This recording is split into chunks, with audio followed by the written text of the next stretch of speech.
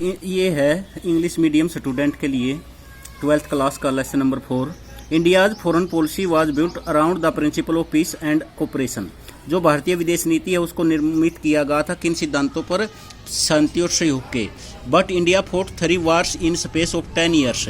परंतु भारत ने 3 युद्ध लड़ने पड़े 10 सालों में ही, between 1962 and 1972। Would you say that this was a failure of the foreign policy? क्या आप ये कह सकते हो कि ये विदेश नीति की असफलता है? और would you say that his was a result of international situation? क्या आप ये कह सकते हो कि ये अंतर्राष्ट्रीय स्थिति का परिणाम है? Give reasons to support your answer. अपने इस आंसर के सपोर्ट में कुछ कारण दीजिए। There is no doubt that India's policy is based on the principle of peace and cooperation. इसमें कोई संदेह नहीं कि भारत की विदेश नीति किस सिद्धांत पर है? शांति और सहयोग पर।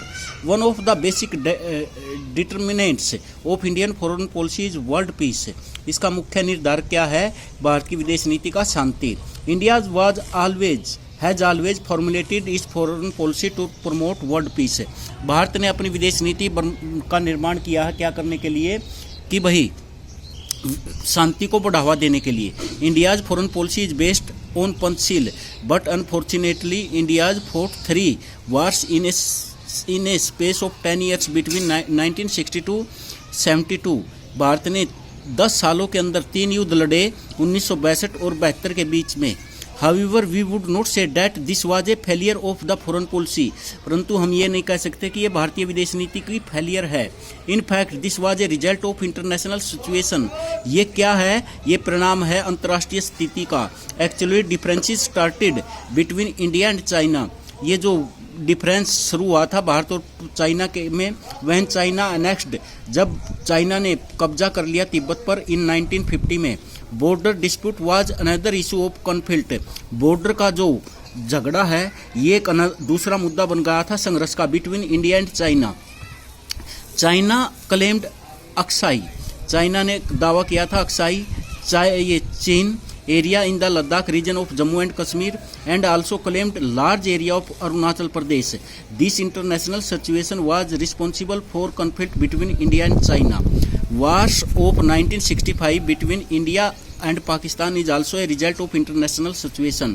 जो 1965 का भारत और पाकिस्तान के बीच युद्ध हुआ था वो भी अंतर्राष्ट्रीय स्थिति का परिणाम था। Conflict between India and Pakistan started just after partition और कश्मीर। यह संघर्ष था किसके बीच में? इंडिया और पाकिस्तान के बीच में शुरू हुआ था जस्ट आफ्टर पार्टीशन, जब पार्टीशन हुआ था। और किस पर?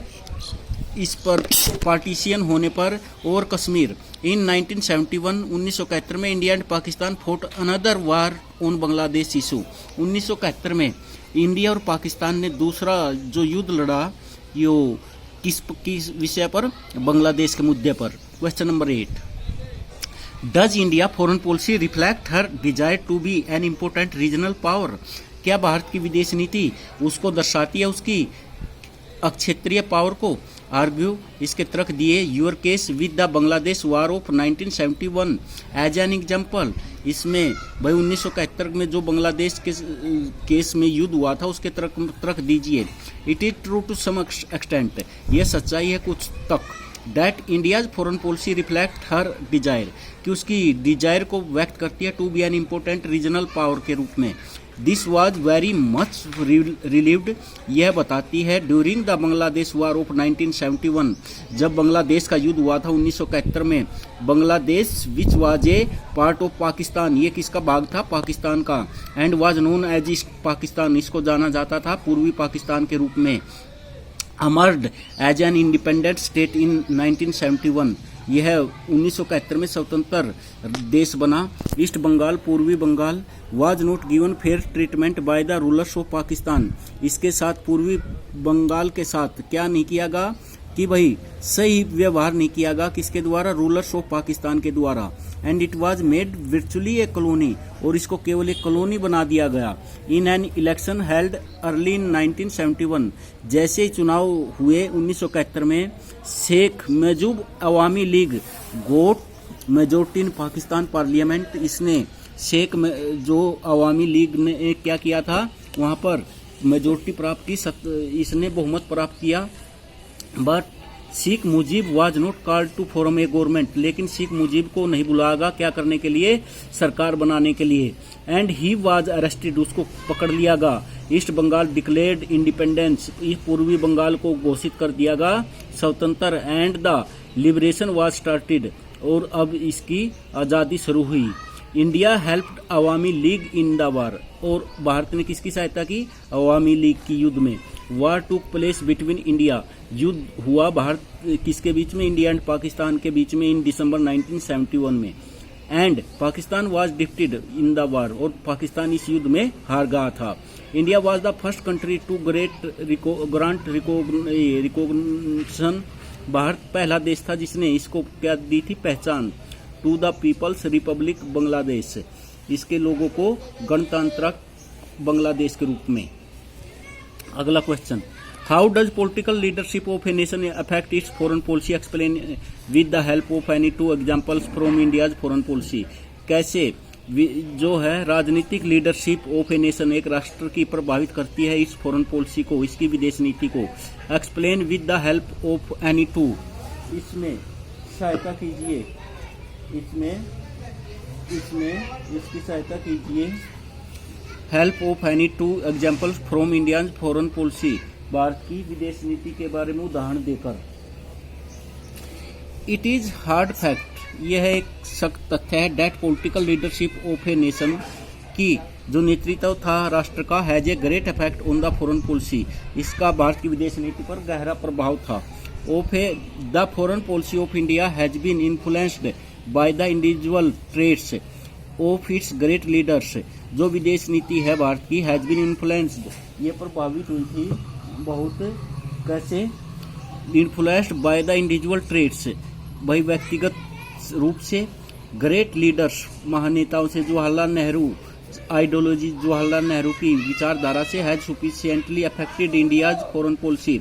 He was deadly against imperialism, वह पूर्ण रूप से विरोधी था, किसके रूप में, इंपेरियलिज्म के रूप में। इंपेरियलिज्म का अर्थ है साम्राज्यवाद के विरोधी था। इसमें colonialism, फैक्शिज्म and supported peaceful way of solving problems. He favored friendly cooperation and peaceful coexistence. P.T. Nehru formulated 5 principles of peaceful existence among the nations of the world. They were respected first by the Chinese Prime Minister Zhao Enlil. उसने स्वीकार किया था भाई किसके साथ, Chinese prime minister के चाओ Enlai के साथ। The principles are known as Panchsheel, जिन सिद्धांतों को हम किस नाम से जानते हैं, पंचशील के नाम से। अब है PT Nehru the architect of Indian foreign policy, ये निर्माता थे भारतीय विदेश नीति के। Adopted non alignment as its base, जो किस पर आधारित थी, ये थी नॉन एलिजमेंट, गुट निरपेक्षता पर। He clearly pointed out that India's, उसने साफ तौर पर बताया था, because of its manifold internal problems could not afford to snap its relation with either of the two blocs, कि हम अपने जो भी हमारी प्रॉब्लम है वो दो देशों, दो जो खंड हैं उनके साथ संबंध स्थापित करके नहीं कर सकते इनको निपटारा। A country with newly attend freedom could not interfere in international affairs, एक देश जो अभी स्वतंत्रता प्राप्त की है उसको इंटरफेयर नहीं करना चाहिए, किसमें, इन इंटरनेशनल अफेयर्स में, अंतर्राष्ट्रीय संबंधों में। Hence the policy of non alignment was adopted due to a ideology with views of P.T. Nehru. Beside P.T. Nehru, the ideology of Dr. Radha Krishna, इसमें कृष्णा मेनन, पानीकर, ये एक्स्ट्रा, इन सब की जो नीतियाँ थी उसकी विचारधारा के अनुसार ही विदेश नीति को अडॉप्ट किया गया। इसमें left its impact on India's foreign policy in relation with China's, और यही जो है विदेश जो चाइनीज के साथ संबंध थे उसमें प्रभाव दिखता है। The basis was as well as practical, ये जो मूल है ये व्यवहारिक रूप में elements lying in India's foreign policy, जो लागू किया गया भारत की विदेश नीति में वर प्रिजर्व्ड, इसको सुरक्षित रखा गया, प्रयोग किया गया during the regime of late prime ministers S Lal Bahadur Shastri ji ने भी इसी विदेश नीति को अपनाया। Mrs Indira Gandhi, Mr Rajiv Gandhi, Mr Atal Bihari Vajpayee and by the present prime minister doctor Manmohan Singh, सभी प्रधानमंत्रियों ने जवाहरलाल नेहरू द्वारा नीति को अपनाया गया।